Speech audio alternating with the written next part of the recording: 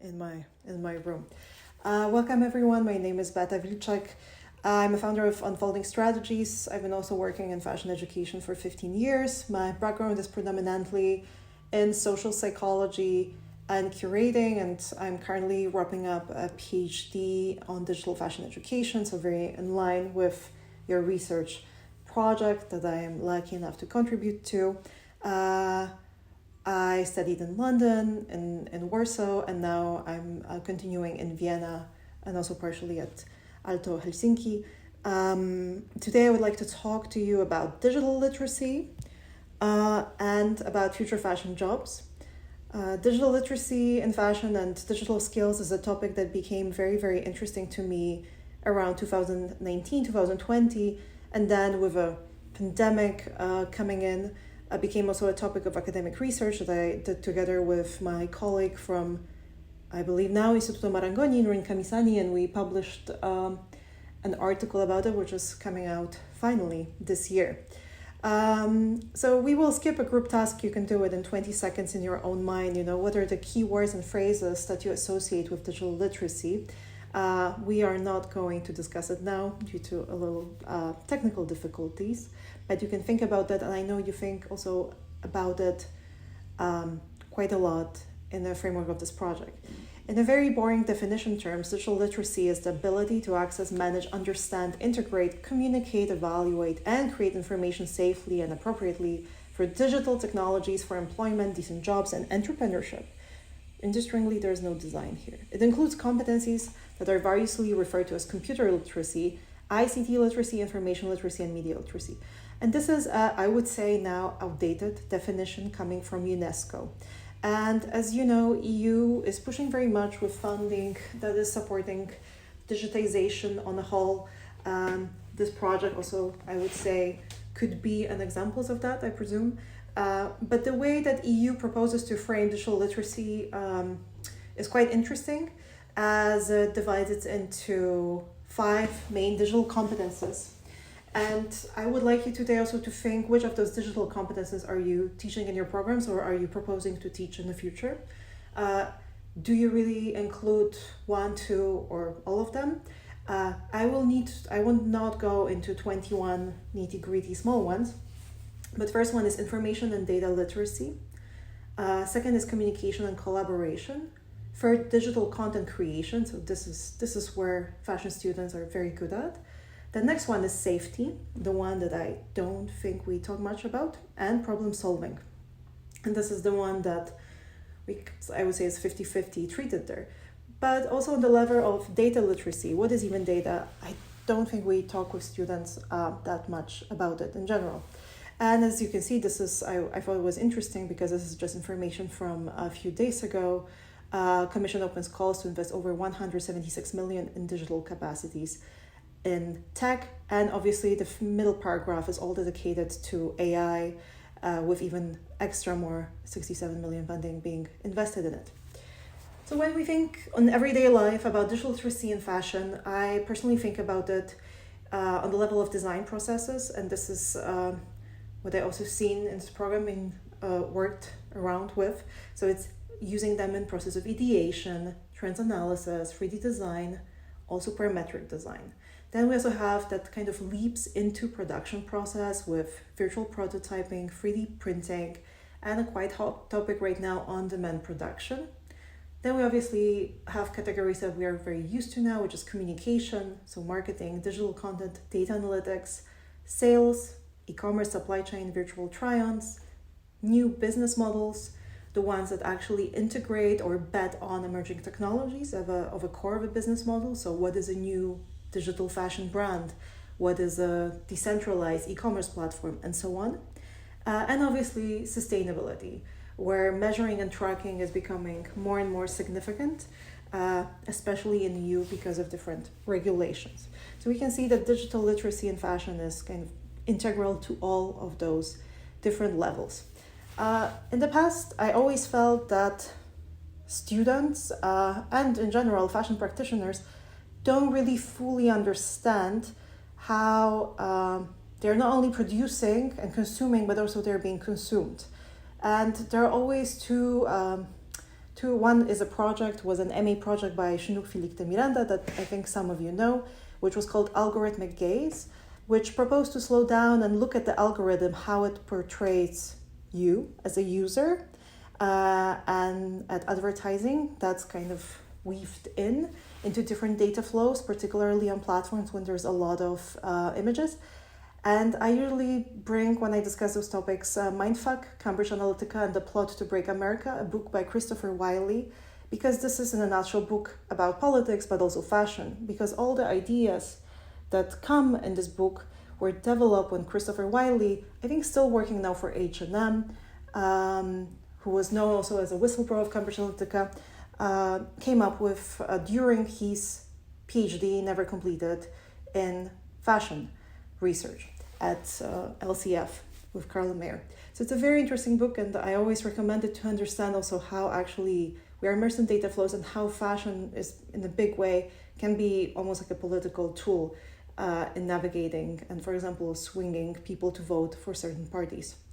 But it's not only today about being aware how our data is used, how we produce data, how we consume data, and this kind of feedback loop relationship. It's about much more things, and this is what interests you. In my own work with unfolding strategies, we are interested in promoting different approaches and perspectives to digital innovation in fashion. One of the way and channels we have is New Patterns, is a newsletter where we share either text and books or write insight pieces, for example, on the presence of Boston robot dogs on catwalks and an advertisement. What does it mean? What does it might entail? If AI can fix sustainability, if all jobs are going to be automated. These are just some of the topics that we cover, kind of providing not only a kind of technological excitement and approaching technology as a quick fix, but also thinking what are the both sides to it. We also try to break down certain terms that are new and for some people are complicated, and they stem from our podcast, which I will also mention in the end, such as real-time cloth simulation, wearable technology, virtual sampling. What do they mean? What do they stand for? And we usually back it up with projects from the experts that I talk to on the podcast.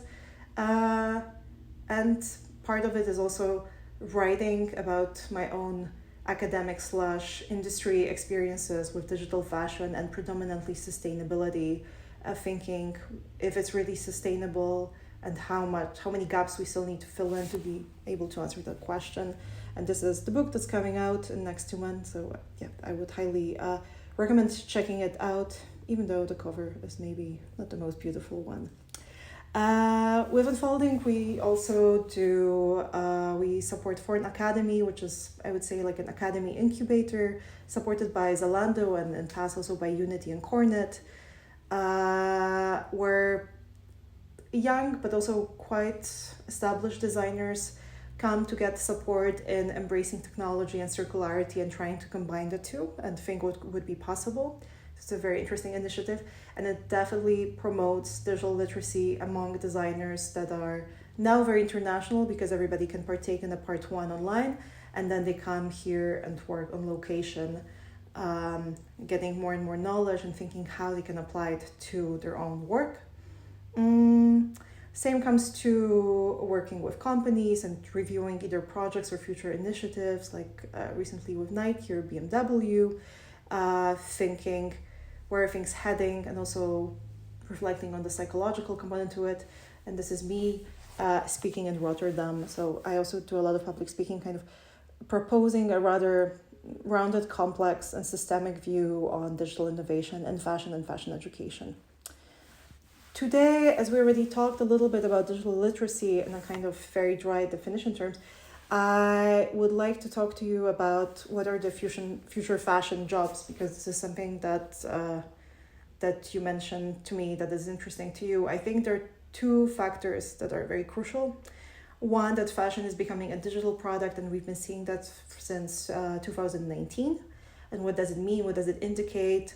Will fashion in metaverse sell, and so on? All those conversations, because that also affects all of the industry with adaptation and integration of digital tools. And the second one is the workshop you just had, AI rapidly integrated in each sector, each vertical, pretty much everywhere, and also having this creating this fear of automation of everything and no jobs in future. And as I was preparing for that, I had a look at jobs in fashion. I think most of you predominantly prepare future fashion designers, but even if we look at business of fashion, at jobs that they have, and if we look quickly at numbers, the red ones are the main ones. So the main jobs in fashion seem to still be retail, 750, open offers, marketing, 537, operations, 244. These are the top three. And if we look at design, is barely 84, and technology is 106. And technology here stands usually for back-end, front-end developers. Probably it could be integrated into e-commerce as well, but it's up to BOF how they divide it. But still, I think that technology might not even be a category of its own, but it's going to be also very much integrated in those different ones, transforming the job descriptions that we probably normally see here. I also look at certain reports, what do they propose, certain articles, and gathered kind of key areas of future fashion jobs that are being proposed at the moment. So in the areas of design and creativity, we can see a push towards creative AI collaborators. So people who can use AI tools and work with machine learning. Also AI fashion designers, so creating innovative designs using AI tools.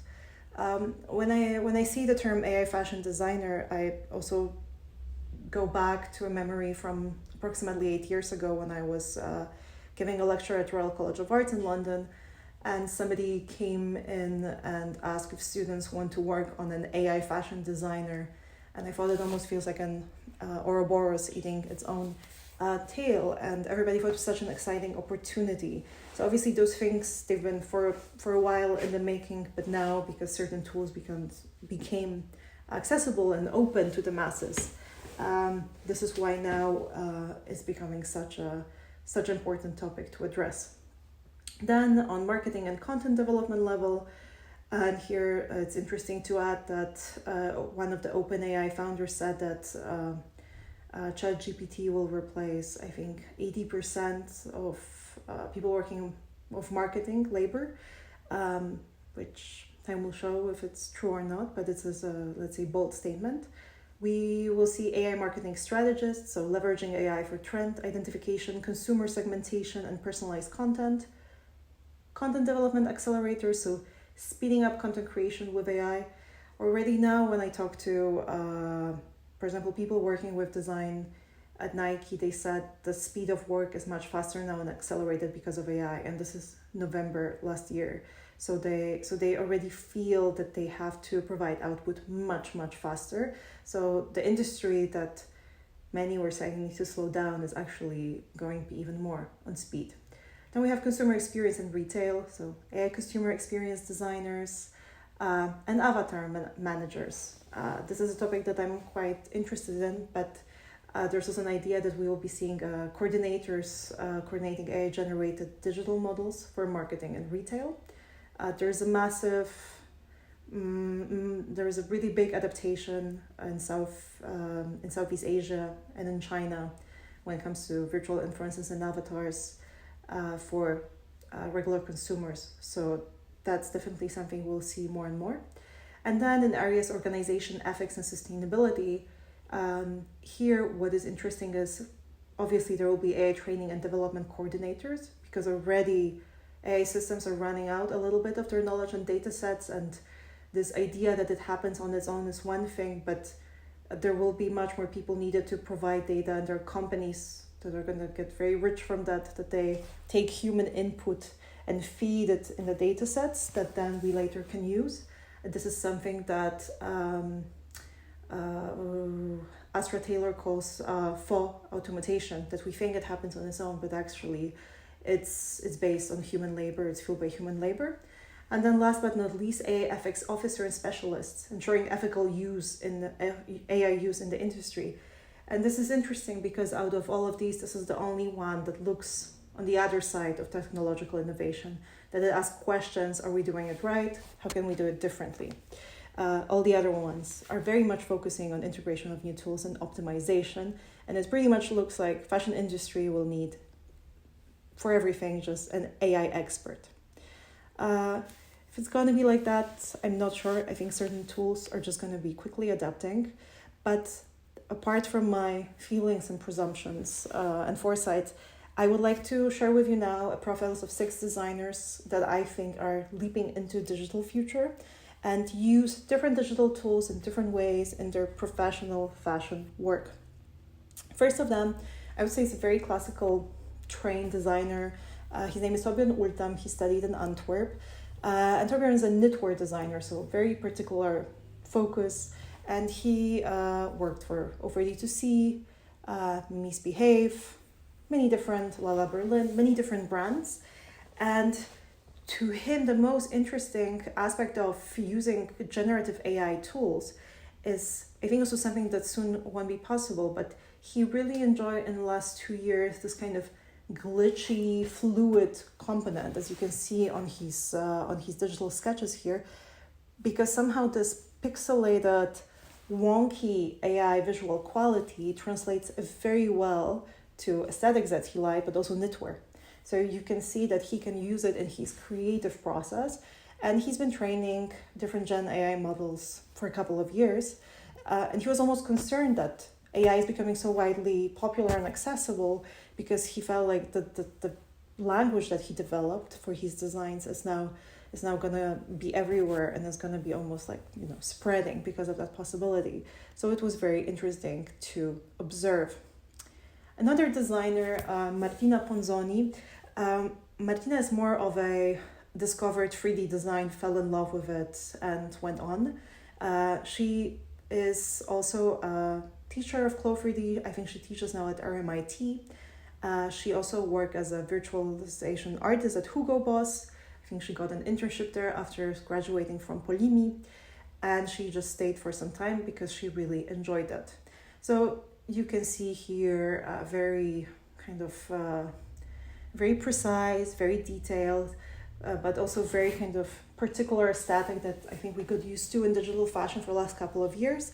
And here, predominantly, she relies on Clo 3D and working with clients, which spans also brands and museums, in digitizing clothes and also spreading the knowledge. And what I think is particularly interesting about Martina's work, from this fashion design, accessories design to everything digital Clo 3D, is her current initiative created with a group of other designers, which is called The Archive, which aims not necessarily at creating new digital fashion or new digital assets for existing brands, but actually archiving fashion that exists. I would recommend checking out this website, and as you can see, there's this timeline on the bottom.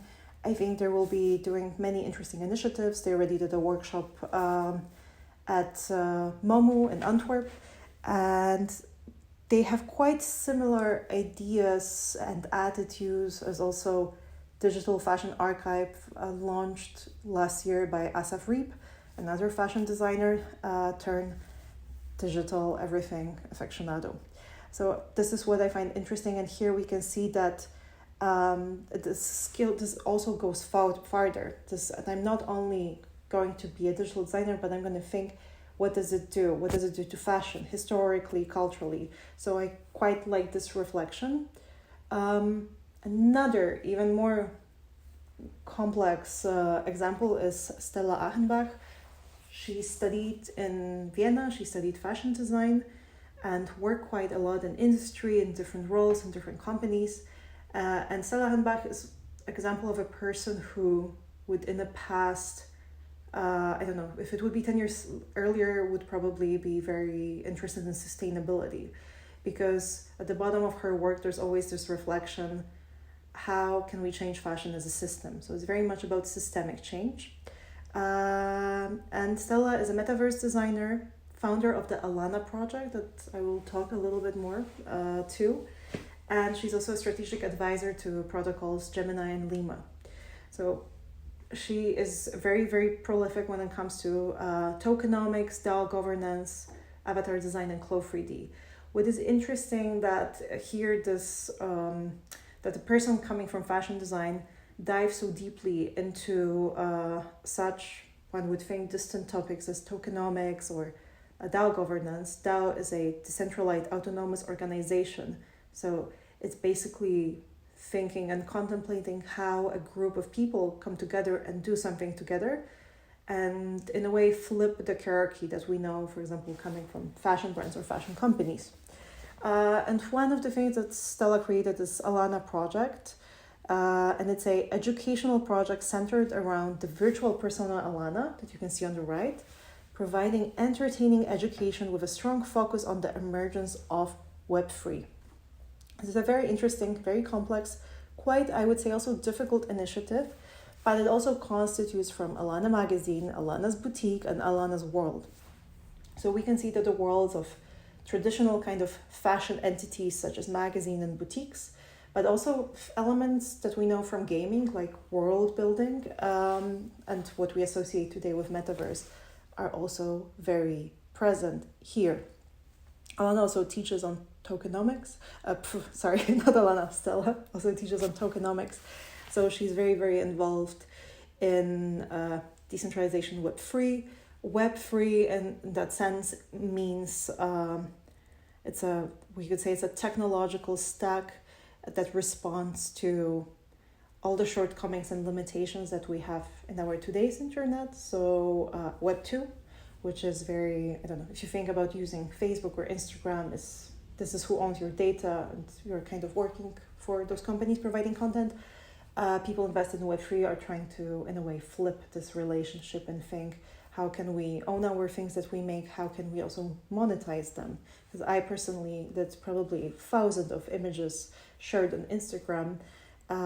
So therefore, I sustain this platform. Just so for some of you that maybe never heard of that, I'm just trying to quite simplify it. And in a quite similar spirit, another person that I work with is a designer, Paula Kuhn. Paula studied fashion design, also a little bit of media studies on the way. She's currently a creative strategist at Plateau Candy and a senior consultant in digital things at Meri Meri. But before having those more agency jobs, she was also a co-creator of a startup, Kind. And she also was an advisor, where's the next slide? Oh, here, at the Blockchain Bundesverband. So I would say it's quite rare that, again, you have a fashion designer entering the Bundesverband, so basically advising to the German government on what the blockchains are and what they could do. So this is quite fascinating that Paula has this background, and she very often blends her in-depth technological knowledge of blockchain as a technology, what it can do. But also on the other hand, she is a designer, so she has a very good grasp of Clo3D, Blender, and now also she's playing with different Gen AI tools. We together work on a project for T-Mobile, and now she's experimenting how fashion could be done anew, basically with digital technology in mind. So again, as with Stella, there is this idea to how to change fashion, which was very much integrated in that we saw very much in people working with sustainability, and for both of them thinking about more fair, more inclusive, more sustainable fashion. It also underpins their practices very much. Then designer number 5, this is Scarlett Young. Scarlett Young originally comes from Hong Kong and studied a lot in London. She has a very versatile background. So she did fashion design at CSM. She also did MA in Innovation Design Engineering and Master of Science in Innovation Design Engineering from Imperial College, London. And she is a creative technologist and innovation designer. And what is particularly interesting in Scarlett with what other designers that I presented to you is how she tries to combine and create new modes of making with digital, but also very physical. And she's, on one hand, equally interested in biomaterials, but in 3D fabrication and data visualization. And I think I will show you a little video I hope you will be able to hear that. We had some technological glitches, but if not, there are subtitles there because this is a video that was produced by Rolls-Royce, and I would like us to watch just first 2 minutes of it.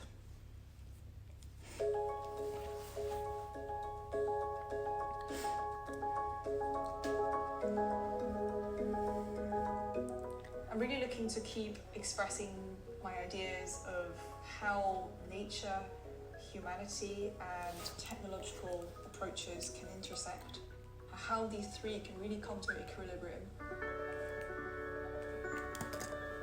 I have been passionate about the arts in general. When I was in middle school, I gradually sort of realized, okay, there's a profession called design.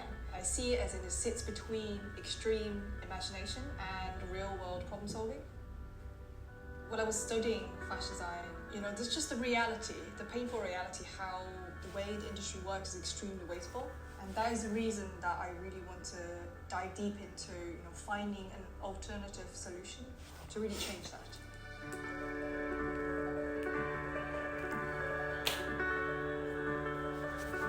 Seaweed, algae, application in textile products. It is very early stage, which is hugely exciting. I find it beautiful to go to the seaside, to be able to observe and research and collect these drifted seaweed, to see visually how they're moving in the water, how they're growing. Things are transient and constantly on move, like fluid. I'm really looking into finding design solutions to look at technology and science from a humane angle, integrating it into the structure to make it flexible and durable as part of my textile piece. To use this really ambitious techniques of digital fabrication, it really gives. And we can stop here, and if you didn't hear but you just read text, you can see that there's this very strong emphasis on combining humanities, nature, and technology. And there's a lot of digital fabrication coming together with natural materials. So a lot of push towards future textiles. This is some project for Rolls-Royce. So I think it was focusing on new materialities and some ecological materialities. But other projects that Scarlett will do, that she will, for example, screen live data, so as is happening now about climate in different installations. So it's a quite poetic, beautiful, and narrative work that is very interdisciplinary in that sense. And I think this interdisciplinarity, but even more towards technology, is present in Kostas Kazantes' work. He is lead creative technologist at Fashion Innovation Agency at LCF, which is a very interesting unit that does very interesting projects with equally students and also companies like Microsoft and others. Kostas' background is in electrical and computer engineering, and he studied that in Athens, but then he really felt and believed that he really wants to do something else, and he went to study fashion media production, which led to him working a lot with real-time cloth simulation, avatar design, disseminating fashion within hybrid worlds, 3D design, engine tech, and fashion media production. He's quite prolific with different software, so I will not list them. But this kind of volumetric capture and real cloth simulations is also something that I've seen certain designers at London Fashion Week, New York Fashion Week, and Berlin Fashion Week at the same time playing with. And I'm very interested if we are going to see more of this. Here's just a video. I don't know, for some reason it's glitching. It's a video, an example of that. I know that London College of Fashion is somehow very passionate about this topic, and they are putting a lot of investment in it. So it's it's a quite interesting one. So you can see that it's just Kostas walking and moving, but at the same time that happens on screen. And I think that the last designer is a little bit different, maybe not necessarily a designer, but I also think with a very interesting profile is Julie Pont. And Julie Pont is from Paris. She studied art history and then fashion management. And what she does is that she works at Tech. It's an AI platform that predicts trends. So what she works a lot with is data analytics, but she very much emphasizes that without understanding history, and she said to me, who's better to study to do trend forecasting with data and tech than not art historians who are trained to see patterns and changes and different trends appear. It was very, very interesting observation, I must say. She works with a lot of analysts because she said without people who are designers that they also hire as fashion analysts later who can grasp and make sense of it, this data would be useless. And if you would like to know more what they do and how it looks, here is also a video. Well, she emphasizes that a little bit, so just listen 1 minute. To welcome you today for this dedicated webinar to the Spring-Summer 2024 men's collection. My name is Julie Pont, and I am the Fashion and Creative Director at Eurotech. Today, I'm joined by two members of my team, Amélie Hudson and Victoria Repsit, both fashion analysts. Before summarizing our analysis and giving the floor to Amélie and Victoria, I wanted to explain and remind you, for the most loyal attendees maybe, that this analysis was conducted through the combined efforts of fashion experts, data specialists, and of course our visual recognition technology. It is through the fusion of these expertise that we can present you today with the analytical potential offered to our clients through data. Each show has been thoroughly analyzed and scrutinized using our data to extract the most significant elements. This allows you to understand the real adoption of the market and the evolution of trends behavior without any bias. You may sometimes see decreasing or even negative. So just to give you an example, what Eurotech does is that they create this kind of reporting and they offer insight. What we were used to more intuitive, for example, in the past coming from WGSN and other trend forecasting companies, here they very much base everything on data and they do it through visual recognition. So it's basically a trend forecasting agency based on AI data and big data sets. So they will take everything that was on catwalks and analyze it. There are also people like little TikTok and Instagram influencers doing on their own very similar data analytics, showing that data analytics for fashion is going to be very, very significant because it was also a driving force within companies. Within companies, those who have those spreadsheets and say what's selling, what we're going to produce and so on. These are very often people that dictate so much. So here we will see that younger people are becoming influencers in that field and that we have new AI-powered trend forecasting agencies. And as Julie said in the beginning, this work is only possible for this triangulation of fashion experts, data research, and visual recognition. So this is, I think, also in levels of skills and digital literacy and interdisciplinary collaborative work very significant. So what connects them, those people that are somehow passionate about new things and want to do them differently and want to use technology to do that?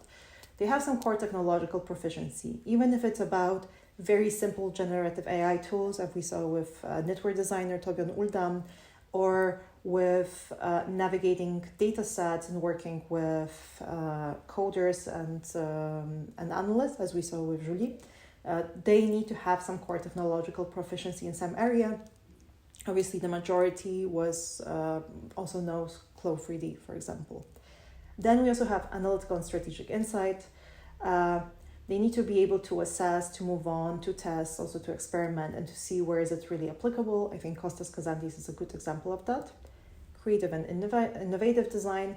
There's always this like little push that you could see. A good example of this is work of it will come to me later, but you can pick your choice. Then again, very often there is emphasis on sustainability and ethical practice. I would assign it particularly to Martina Ponzoni with 3D design because she felt she doesn't create more waste and thinking how to also preserve culture. So it's stepping into cultural sustainability very much, but also with Stella Achenbach, who thinks how to rethink systems anew, how to create fashion anew. And then we have communication education, because I think majority of them are also worked in education a lot. So there's also this passion for communicating it, sharing, making content about it, making videos, making tutorials. This is something that's, I would say, applies to all of them. And then obviously strong collaboration, interpersonal skills. Many of those things are not one men or woman project. Here there's a little bit of a breakdown of what it means, so I can leave it to you, this presentation, so you can look more into it. But definitely also, I think, understanding of AR, VR, blockchain, 3D design, this is very, very crucial. And what I think is a bottom line for me in all of those skills is also critical thinking, that they think not only how, so, now I know how to use Clo 3D, therefore my digital literacy is, boom, 100 out of 100. But because they can also ask why am I doing this? Does it really make sense? Is it really what it is that it says it does? And then lastly, they think about impact, or they're even driven by it. How does it, rather than reconfirming industry as it is, maybe tries to transform it, change it, leave it different. So in a nutshell, what is necessary for digital literacy in fashion is awareness, because you need to know those tools, those possibilities, those systems exist. You need to have access to them. And this is something that in my PhD research I can see quite a lot, that very often students don't have the right laptops, they don't have the right mouses. This is very important. Then third, very crucial resource, time. It takes a lot of time to understand, to investigate, to also be a part of different communities, and to be able to nurture yourself and others and be invested. Then there's a curiosity and critical thinking, which to me, asking why would you do it and how to make it differently and what does it do, is really crucial. I would like to leave you with a quote that I really like. It's a quote from Audrey Tang. Audrey Tang is a civic hacker and digital minister of Taiwan. When we see Internet of Things, let's make it Internet of Beings. When we see virtual reality, let's make it a shared reality. When we see machine learning, let's make it collaborative learning. When we see user experience, let's make it about human experience. When we hear the singularity is near, let us remember the plurality is here. I think it's a beautiful quote that also steers and sets implementations of digital tools in any sector, in fashion, education, anywhere else, with this kind of little reminder that it can be done for different things. And if you would like to know more about, or want to know why I know so much about those people, I work with some of them I invited to my podcast. So I spoke to Scarlett Young, to Kostas Kazantis, and to Julie Ponso. Feel free, be my guest, and listen to the podcasts where they talk about their practice and explain what it is that they do and how it came about. Thank you so much, and I will just leave the slide open with questions that I prepared for you. They're obviously optional, but I would love to know, what do you think are the new skills and attitudes towards the digital? How do you imagine future jobs, and where will your students work in the future? And also how it's changing fashion versus serving the industry. Is digitization, is embracing digitization necessary because the companies do it, or maybe there are also another aspects to it that can also play a role? And how do you go about data and AI ethics in your courses? Basically, is technology a savior, or is there also space for some critique and question marks? Thank you so much. I will maybe stop recording now. I don't know. Let me know if I should. I hope I'm still there with you. Okay, good. Maybe I stop sharing. Hi, Beata, can you hear us? Yes, I can hear you very well. Yes, I can hear you very well. Okay, thank you so much. Really inspiring. Lots of information. I'm really lots to take in, and I personally really liked also your ending with the description of the skills. And are there questions from you? I mean, we have not so much time anymore, but I think we should have time for one or two or three questions. Somebody wants to... I have a question. Well, thank you very much, Beata. I'm Crystal from Science School Colling. And at Science School Colling, we always, in the learning goals, we divide into knowledge, skills, and competencies. So if you were to put a hierarchy on your list of skills, is there anything that you could say would be good for like knowledge and something that's definitely has to be a competence or skill? Do you get my drift here? Yes, but I would need to look at it, and I would probably need to compare with how you do it to be able to how to do to. If you send them to me, I'm happy to think about it and get back to you with an email, because on top of my head, if I don't see the two, it's very hard to answer. Yeah, no. Okay, so perhaps I'll send you an email and see with the list you have, what is sort of nice to have and need to have, because if you start off with the knowledge, you can kind of be curious, and if you have some skills, you can work with others, and if your competences, you might be invited to work with others, but you could perhaps also work on your own. So there's like kind of does it make sense? Well, it was just a question I put out there, and I can see how if you don't work like that, it could be difficult for you to get back immediately on it. I just don't want to come up with something that will sound like an answer, but it's...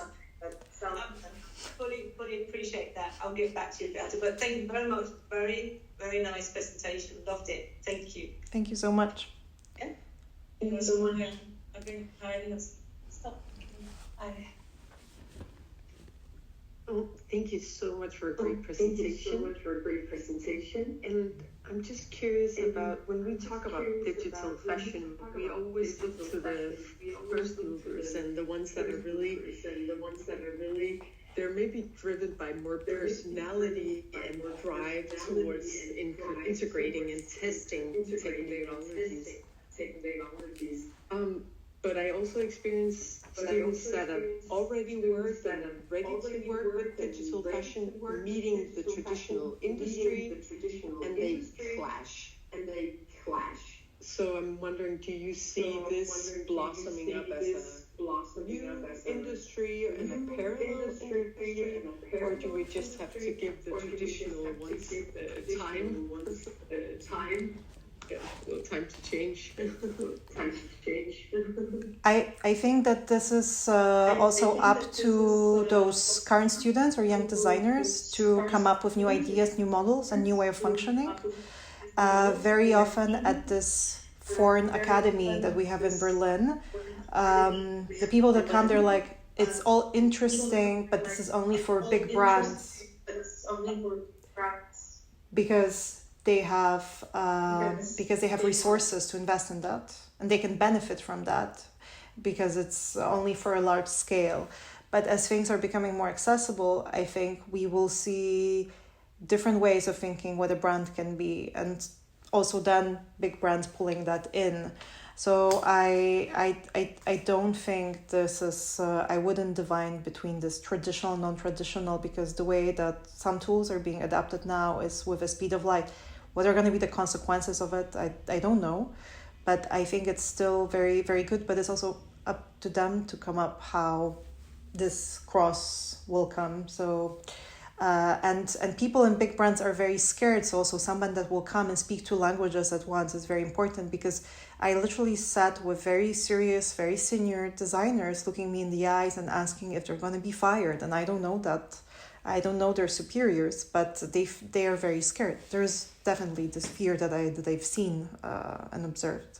So yeah, it's many answers to your question, but in the end, I think it's very important that they experiment, not only learn how to use one thing and to apply it in the industry way, that they know it, but they can also build up on that, something like that. Thank you. Thank you for a great question. Well, thank you for the question, and I just think it's it's so much responsibility in a way that we put on these next generations coming out of the school. Yeah. They are not only having the tools and the competencies and most of all the passion and curiosity, but they also have to be those change drivers. So I think there is a big role for other organizations, including ourselves, to really engage with management and welcome these future designers instead of kind of... So thank you. Thank you.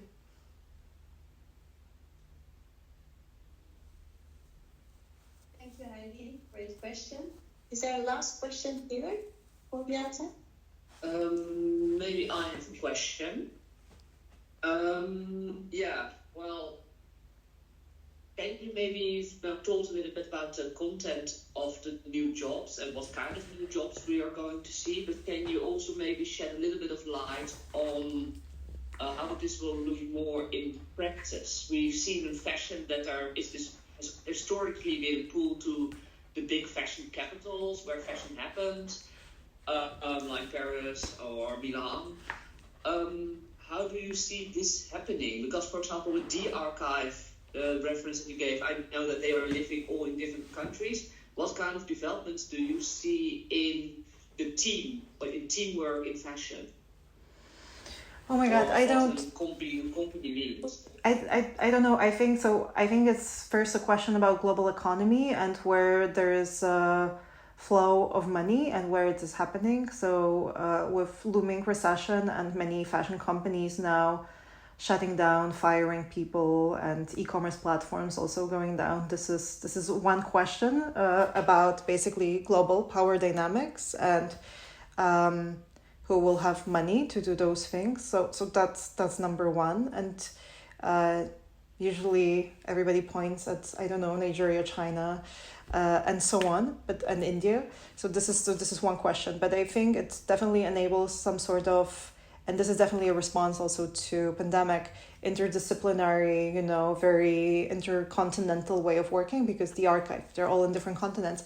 Nevertheless, where they're trying to root their practice and the projects they do are also very oriented towards Europe, if you think about that. So I don't know. I don't have an answer to that, but we can definitely see that this is decentralizing and disrupting those centers, because Stella Henbach is someone who studied in Vienna and then she's based in Lima, Peru.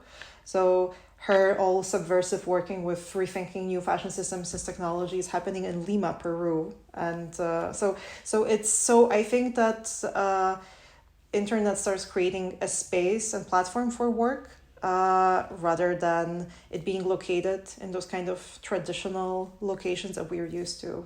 So I would see it there, and you can see it, those people that even they're European, they're kind of displaced. So maybe fashion is going to become more displaced, not only the production as it was before, but also the work, the talent. But I'm freestyling now, so I would have to think more about that. But thank you so much. Thank you. Thank you so much, Beata. Unfortunately,